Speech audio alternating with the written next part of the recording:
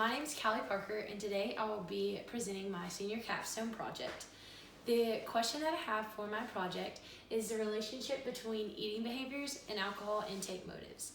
When I looked into what I wanted to do my project over, I knew that I wanted to work with college students and something that affected my peers, but I wasn't really sure what that looked like.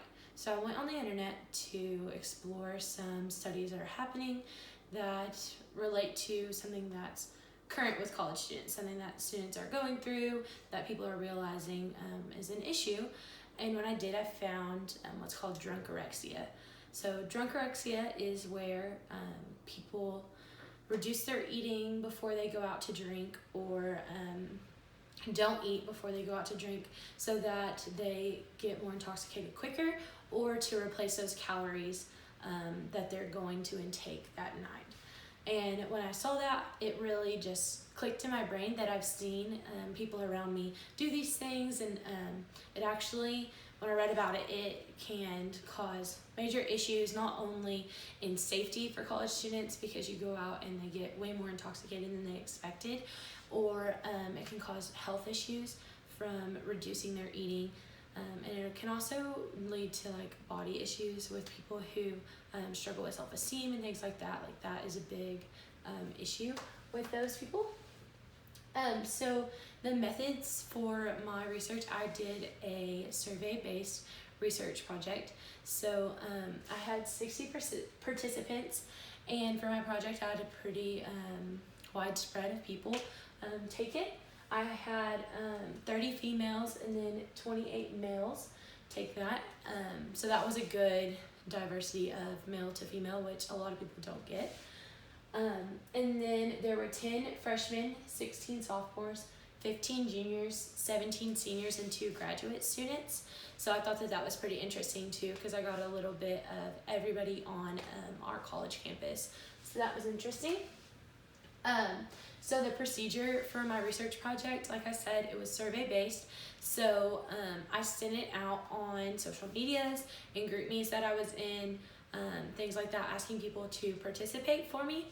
And it was all at their own will. So at the very beginning, they had to agree to take my survey. So, and then once they got into that, it went through demographics. So I asked them about their age, gender, things like that. And then it went into 15 questions, which were for my survey based. So the measures that I used with my study, I used the alcohol intake motives question. I used 10 of them, 10 questions from that. And then I used the compensatory eating and behaviors in response to alcohol in alcohol consumption scale, or the CBRACS. And that had 5 questions to that too. So I found both of those through my research. I found those and then decided to use those 2 studies, kind of replicate those, take some questions from both, and then use that to compare to see if drunkorexia was a problem on our campus. So up here I have just a little bit more about my demographics.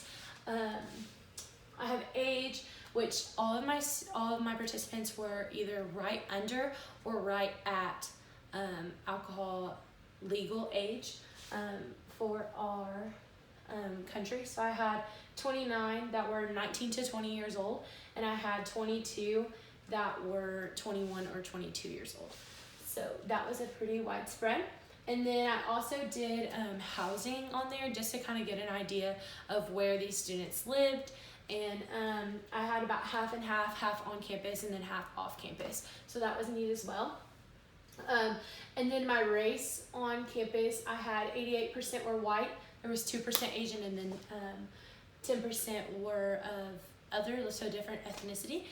I can say that that was it kind of shows our campus, kind of shows the people that we have attend Tarleton, but it also shows a little bit of a, not a problem, but a, like an issue that you could see within, like a soft spot in my research. So I would really like for that to have been different, but that's what I got. So we'll stick with it. And then down here, these are just a chart to show the questions that I used. This is the alcohol intake motives one, and as you can see, there was 10 questions for that, so there's more lines. And then this was the compensatory eating behaviors one, or the CBRACs. So right here, this longest one for the alcohol intake motives was because it's fun. That was the question. Actually, I forgot to mention, but both of them were on a Likert scale, so they were 1 to 5 on a Likert scale, so I just averaged those. And then the lowest one here was to get high, so yeah, that one was low. And then on these other ones, the longest bar that you can see right here, that one was in the past month, have you ate less at 1 or 2 meals to get drunk faster. And then the lowest answer for that one was in the past 3 months, have you skipped a meal to replace the calories that you knew you would intake that evening. So yeah, so that's just a little idea of what that is. So for my actual research and for the matrix that I used, I went with the Spearman's Row matrix just because I was taking 2 different question-based studies, and then I was comparing those to see if there was a relationship. So yeah, I took that. I took all these 10 questions, got an average, and then took these 5 and got an average, and then compared those. And from my research, my p-value was less than 0.5, so it was not significant.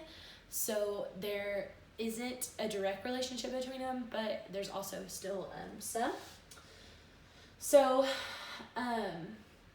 based on the findings, I failed to reject the null hypothesis because while the findings wasn't significant, there's still some correlation between those two. And then a weakness for this study is that the participants were only from one institution. So if you're looking at this for a different institution, it may not correlate because Tarleton is a very rural area. Like I said, like the race on campus in general, that's just one. Like it shows kind of how different we are and how we may differ from UNT or A&M or anything else. It just kind of shows more of our population of students. So you can't really take what I found from my study and use it anywhere else. But yeah, that's what I found. So my study didn't exactly show that there was a correlation, but it was a great experience being able to do that. And I think that's pretty much it. Thank you.